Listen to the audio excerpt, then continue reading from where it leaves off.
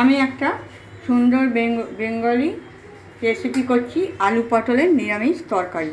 এই দেখুন, পটল কেটে রেখেছি, টমেটো নিয়েছি, কাঁচা লঙ্কা নিয়েছি, ফোড়ন দেওয়ার জন্য আমি তেজপাতা নিয়েছি, শুকনো লঙ্কা নিয়েছি, জিরে নিয়েছি গোটা, চিনি নিয়েছি, লঙ্কা নিয়েছি, গুঁড়ো লঙ্কা, হলুদ, নুন, আদা আর ধনে বাটা।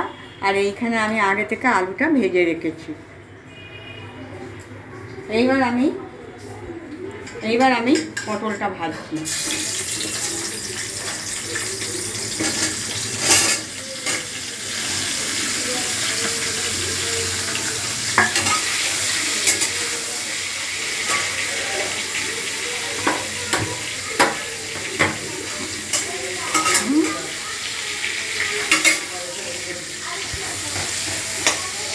করে ধরতে বলেছে তো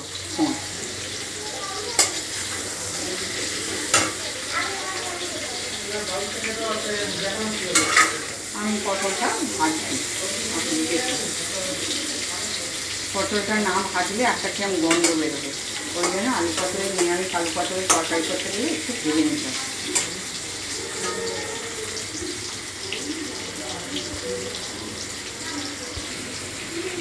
এই দেখুন, পটলটা আমার ভাজা হয়ে গেছে, আমি তুলে রাখলাম।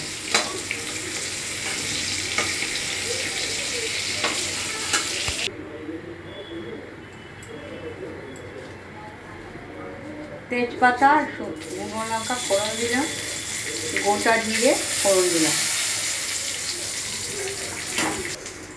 টমেটো দিলাম, হলুদ দিলাম, লঙ্কা দিলাম, ধনে আর আদা দিলাম। এবার আমি একটু জল দিচ্ছি, চিনি দিলাম, আন্দাজ মতো নুন দিলাম।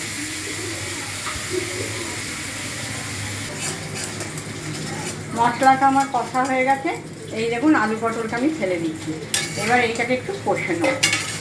পটল ভাজা আর আলু ভাজা এর মধ্যে দিয়ে দিলাম, আলু পটলের তরকারি।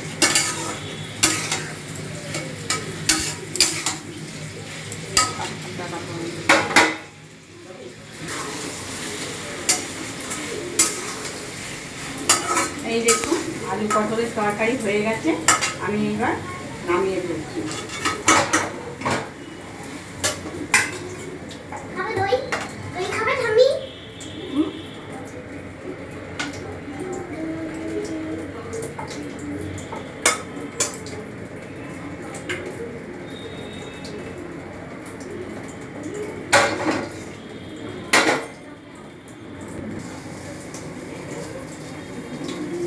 এই দেখুন, আমার নিরামিষ আলু পটলের তরকারিটা হয়ে গেছে। আপনারা আমাকে একটা সাবস্ক্রাইবার ও লাইক করে দেবেন।